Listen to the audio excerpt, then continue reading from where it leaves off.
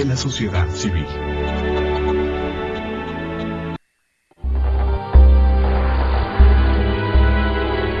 Canal Patrio, voz e imagen de la sociedad civil.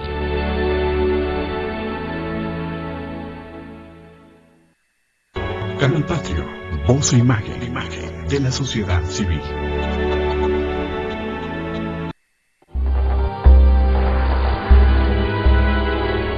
Canal Patrio, voz e imagen de la sociedad civil.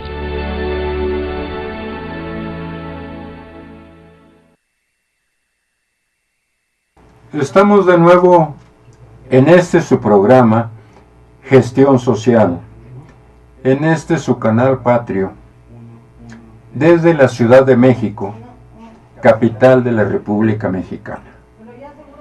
En ausencia del titular de este programa, Jesús Zapata, soy Jaime Villegas Pacheco. Hoy charlando con ustedes, pues especialmente con jóvenes estudiantes y con público en general, porque de los especialistas, de los eruditos, pues yo esperaría, por supuesto, aprender en lugar de tratar de enseñar algo. Pero estas charlas son pues informales. Estamos hablando de los grandes tratadistas de teoría política, sobre todo de la cultura occidental. Y desde luego pues hemos empezado con Platón, quien vivió en el siglo IV antes de nuestra era. En su libro La República, que es uno de sus diálogos o el diálogo más estudiado quizás y más conocido, y donde por supuesto el protagonista, como en todos los otros diálogos, es su maestro Sócrates. Y entonces nos encontramos con una profundidad de tratamiento tal que muchos filósofos contemporáneos se han atrevido a decir, pues creo que con fundamento, esté uno de acuerdo o no, que en realidad toda la filosofía posterior a Platón no son sino notas a pie de página de lo que dijo Platón. Y cuando uno lee La República, y yo lamento profundamente que en muchas universidades les dejen a leer a los alumnos obras de referencia, pues que no siempre tienen la calidad adecuada, pero que tampoco nunca podrán repetir ni la profundidad de pensamiento, los planteamientos, ni el lenguaje bellísimo de Platón, que era además un gran escritor. Hoy diríamos un premio Nobel de literatura. Que estudien pues de manera indirecta a Platón, porque leerlo, si uno entiende más o menos la estructura general, es una delicia. En los primeros libros o capítulos, me parece que hasta el sexto, decía yo, se plantea el problema de la justicia en el hombre. ¿Cuál es el comportamiento justo? ¿Cuál es el comportamiento correcto de un ateniense en la ciudad de Atenas y en las ciudades que no fueran Atenas? ¿Cuál es el comportamiento correcto de un ciudadano? Cuestión que Sócrates demostró incluso con su propia vida, al respetar las leyes de la ciudad que lo condenaba, porque le parecía que la justicia era, entre otras cosas, respetar las leyes de su ciudad, aunque el fallo, por supuesto, fuera muy injusto, porque privó de la vida al hombre más brillante, más generoso, más inteligente de Atenas. Pero La República es también no solo la obra que da origen a la filosofía política. Claro, Platón no dijo voy a hacer un libro de filosofía política, pero lo hizo, y los que le sucedieron siguieron la línea y sí hacen filosofía política, por supuesto. Es también, curiosamente, un libro de filosofía de metafísica, que es una de las disciplinas de la filosofía, y de epistemología, que es otra de las disciplinas de la filosofía. ¿Por qué de metafísica? Porque Platón dice que a cada objeto de este mundo tangible le corresponde una idea en el mundo inteligible, en el segundo mundo. Por eso decimos que Platón es metafísico, porque piensa en dos realidades. Un poco como decíamos de la educación, el concepto metafísico, que piensa en una educación con problemas particulares y piensa en algo así como en una esencia de la educación que mora en los cielos, en el topos uranos, decían los filósofos. Entonces, sí, él de alguna manera hace una gran metafísica, plantea un modelo ideal no solo de la realidad, sino que plantea también un modelo ideal de cómo debe ser el estado justo. Y esto es un poco lo que nos interesa. Pero como problema correlativo, subsidiario a cuál es el estado justo, hace también una obra de pedagogía, porque plantea la cuestión de cuál es la educación que debe recibir el gobernante, el hombre que va a dirigir ese estado justo. Y entonces descubre que la educación que él cree que es la más conveniente es la que lleva a un hombre a formarse como filósofo, porque el filósofo sí ve esas realidades trascendentes, el mundo de las ideas que él piensa, la idea que corresponde a cada objeto que existe en la realidad. Y el filósofo rey es, por supuesto, el ideal de gobernante de Platón. Entonces, ¿pero cuál es el estado justo? Bueno, en el libro último, el 10º de la República, que ya prácticamente ningún estudiante lee, en el mito de Er con mayúscula, se cuenta que en el principio los dioses crearon 3 tipos de hombres. Hombres de oro, con oro en el corazón, hombres con plata en el corazón y hombres con bronce en el corazón.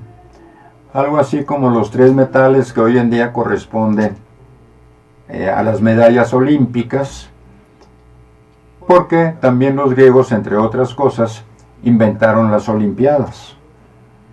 Entonces, estos 3 tipos de hombres, creados pues según este mito, hombres de oro, hombres de plata y hombres de bronce, debían ser los 3 sectores para Platón que constituirían el estado justo siempre y cuando cada uno de los hombres de estos niveles, de estos tipos de hombre, se ocuparan de la función que les correspondía. A los hombres de oro les correspondía, por supuesto, gobernar la ciudad. A los hombres de plata, por supuesto, defenderla. Y a los hombres de bronce, o habitantes de los demos, pues proveer el abasto para la ciudad, es decir, trabajar, como diríamos en términos llanos hoy en día. De esta manera, si cada una de estas 3 partes constitutivas del Estado cumpliera la función que le era característica, el Estado sería justo. Platón no está haciendo teoría política, como sí la hizo su sucesor Aristóteles, porque no está estudiando el Estado ateniense, porque no está estudiando ninguno de los estados vecinos, de las ciudades-estados vecinas, sino que está pensando precisamente en términos de filosofía, hoy diríamos de filosofía política, de cómo debería ser un Estado. Es decir, está diseñando el Estado ideal. Para él el Estado ideal estaría formado por estos 3 sectores, niveles en realidad, cada uno de los cuales tendría su función específica y característica y que debería cumplir para no romper la armonía del Estado.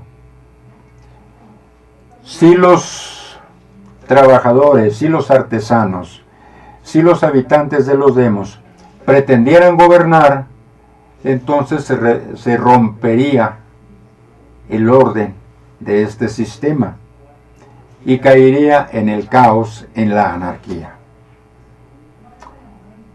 Este tipo de diseño se reflejó mucho en la teoría política que se elabora cuando habla de los tipos de Estado. Cuando dice por ahí que el gobierno de uno es la monarquía, el gobierno de algunos es la aristocracia y el gobierno de muchos es la democracia. Y que cada uno de estos se puede corromper si no cumple su principio. La monarquía puede degenerar en tiranía, la aristocracia puede degenerar en oligarquía y la democracia puede pervertirse en anarquía.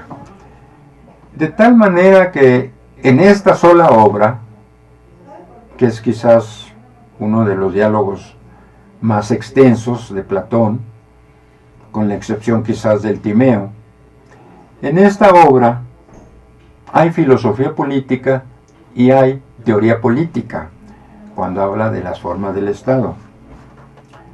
De esta manera también llega a la conclusión de que el problema de la justicia, que no puede ser esclarecido, que no puede ser establecido en el hombre, que resulta muy difícil decir cuándo un hombre es justo o qué es un acto justo.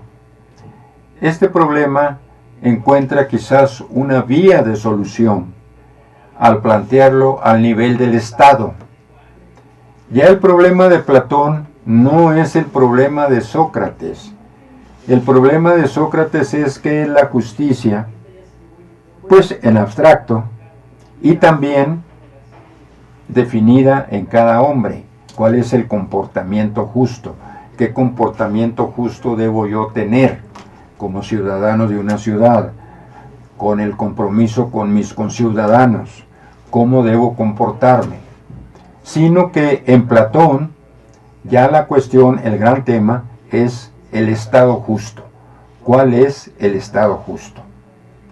Y la respuesta, lo reitero, la respuesta que da Platón a esta gran pregunta de cuál es un Estado justo, es el diseño de un modelo ideal que no toma en cuenta, por supuesto, ninguna de las características de la ciudad-estado que era en ese momento Atenas, o de cualquier otra ciudad-estado, de la de origen griego del Asia Menor, o incluso de otros pueblos no griegos, sino que él hace justamente filosofía política y establece cómo debería ser un Estado ideal. Es como la palabra lo indica, es como un ideal a perseguir, claro, dentro de la filosofía platónica que tomes en cuenta. Es del siglo IV antes de nuestra era y que por lo tanto se da en una época en que no existe, esto es muy importante, en que no existe el concepto de humanidad. No todos los hombres son iguales para los griegos. Hay los griegos y hay los otros que no son griegos y que llaman bárbaros, y con los cuales dirían hay que tener cuidado. No existe el concepto de humanidad, no existe la noción en la cabeza de los hombres de que todos los hombres somos iguales, porque todavía no se da la conjunción de las tres grandes culturas de la época. En la Palestina, en que nació y vivió Jesucristo. Estas tres culturas, la griega, la romana y la tribal hebrea, coinciden en Palestina en ese tiempo histórico y producen el concepto de humanidad, porque cada una de ellas aporta un concepto limitado de igualdad. Platón había dicho que todo hombre tiene derecho al conocimiento con tal que siga el método correcto. El método correcto para Platón era el método dialéctico, como diálogo, que toma naturalmente de su maestro Sócrates.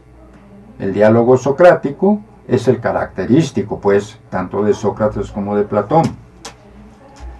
Entonces, cualquier hombre tiene acceso al conocimiento con tal que siga el método adecuado, con tal que siga el método dialéctico. En ese sentido, esta es la gran aportación que hace la cultura griega a esta Palestina de que estamos hablando. La otra aportación proviene de la cultura romana que en ese momento ocupaba Palestina, y es el concepto de que todos somos iguales ante la ley. El apóstol Pablo, en alguna ocasión, cuando anda predicando el Evangelio y le preguntan qué es, responde que ciudadano romano, como lo era en efecto. Entonces ya vimos que la cultura griega aporta el concepto de la igualdad ante el conocimiento. Todos los hombres somos iguales ante el conocimiento.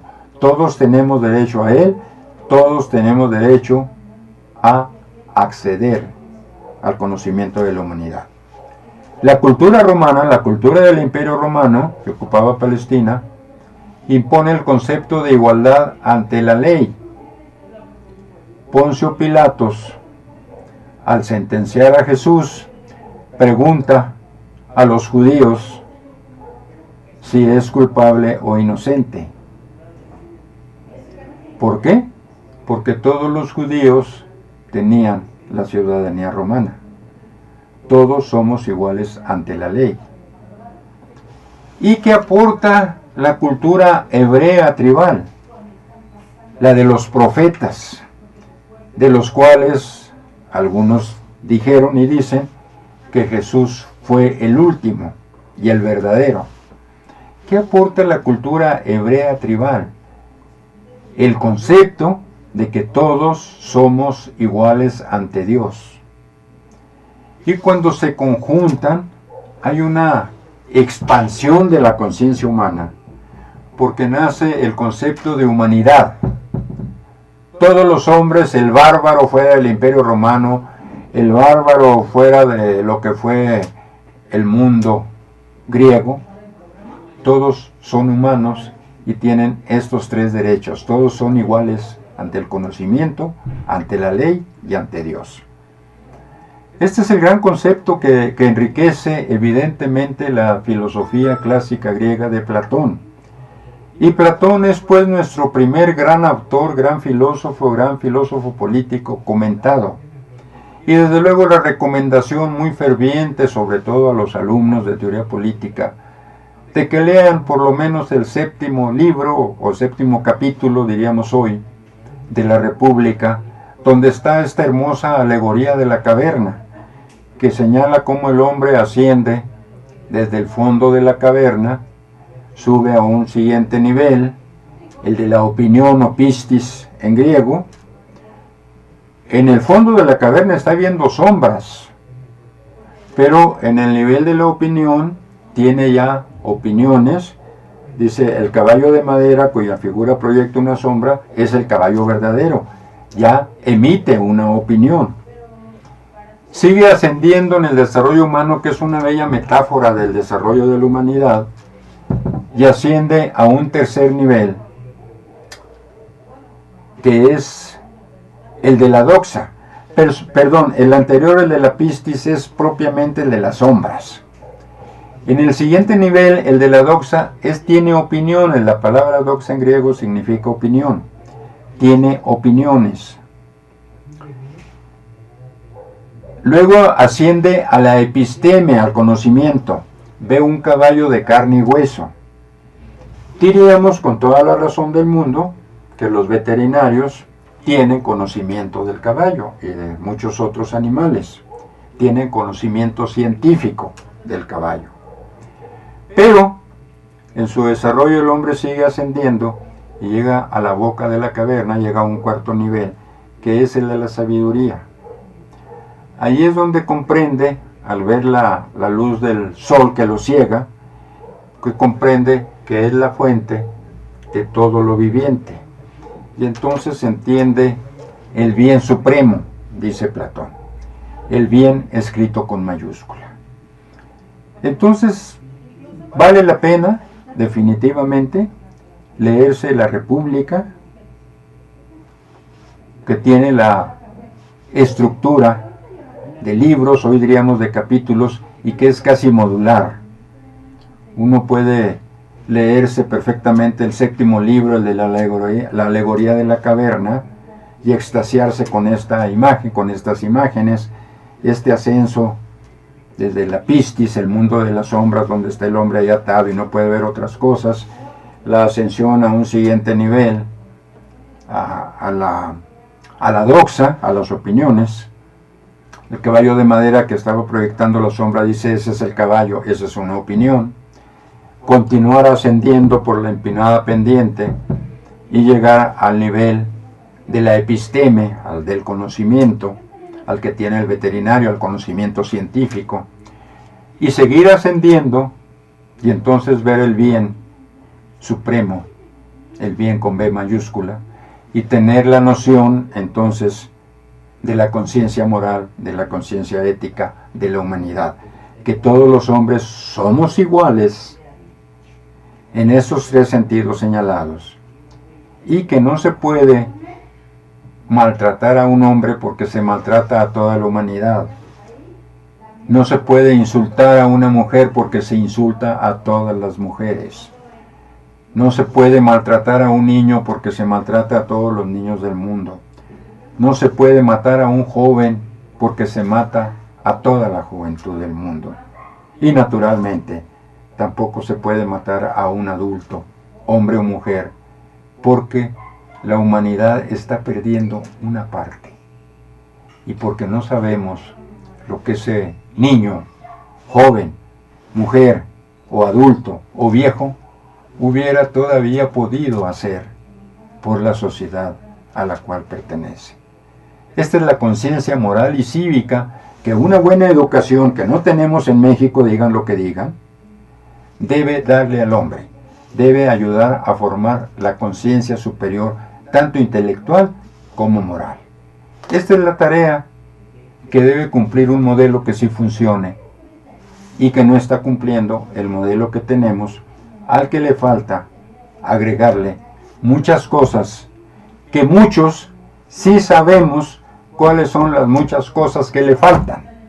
Y hay muchos maestros en México, normalistas y universitarios y politécnicos, que sí saben cuáles son las cosas que le faltan al modelo. Pero se necesita una mano amiga, una mano inteligente, una mano cordial, que coordine estos esfuerzos. Esa es la única manera de que quizás podamos tener en México un día la educación que nos merecemos, pero además la educación que necesitamos urgentemente. Porque sin educación, tanto para las personas, tanto para nosotros los mexicanos, como para la sociedad en su totalidad, no importa todos los otros problemas que se resuelvan, no lograremos, o muy difícilmente, salir adelante.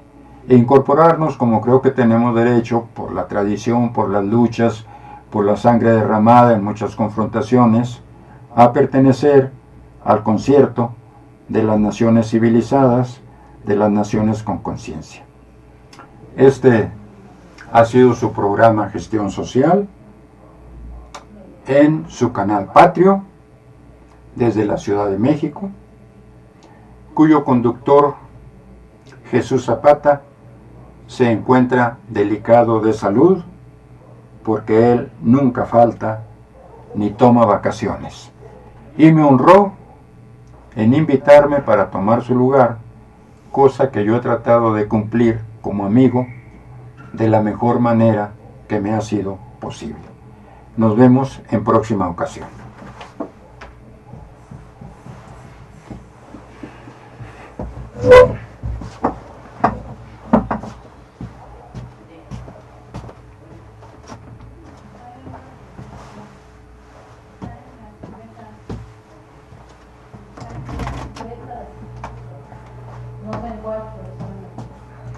Ya me apagué yo solo. Te entendí bien que 3 minutos. Ay, perdón. Pues más o menos, ¿eh?